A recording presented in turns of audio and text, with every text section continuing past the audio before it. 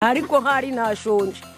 Webazi mwese muri kunyu Tanyitanyira amajambere Esperance umwana w'umutwe mwarakoze sinkinyagirwa ariko none nimutugwaneho inzara itumereye nabi intwari ni nziza ntago yiganyira yishakira inzira uti murebe kuntu abashigashwe n'amateka baba n'amafaranga yaba yicyuzi barabakobakeye ariko kutitwara kubakeye mukanga mukayarya ahubwo mukayasigamo mitsinga darangije mwana wa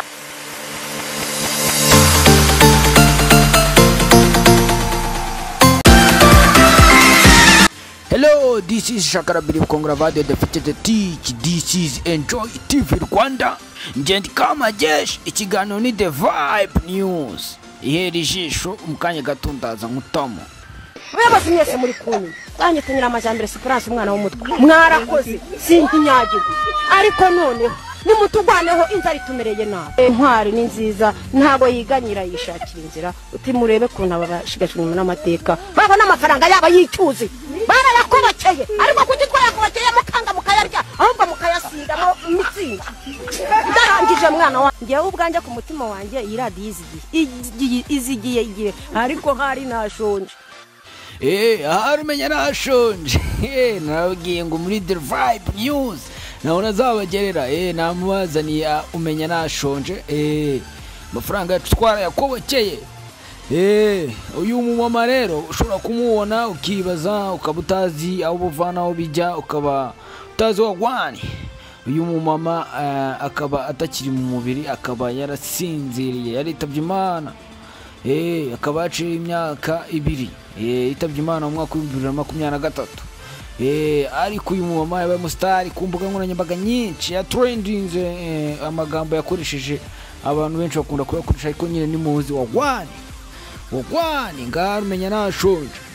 kanze mbatemo mbabwire wagwani ukuntu bimeze uyu mama bihagaze bite mukanya gatoya The Vibe News ngende kama jeshi Enjoy TV Rwanda kura subscribe nari bitara kura subscribe tukomeza kubana umunsi ku munsi uzacikwe The Vibe News uyu mama rero akaba yarivugiye izi nkuru atari kugira ngo atwike ahubwo yarafite ikibazo gikomeye cyane yarababaye vuga ko yarafite ahantu yakoraga cyuzi cy'amafi ngo babahaga imirama bageze barayihagarika birangira amafaranga yabo banayabuze inzara yari imwishe nubwo yavuga ngo hari banza nashonje byari byo yari afite inzara rero bakaba barageze gutya niba bishyure rero niyo mpamvu yavugaga ngo amafaranga yabo barayakobokeye kuntu yari yatangiye sto neza nkuko nabimaze kubwira uyu mama akaba yaritabye Imana ku itariki 13 z'ukwa 3 2023 akaba yaraguye mu bitaro bya CHK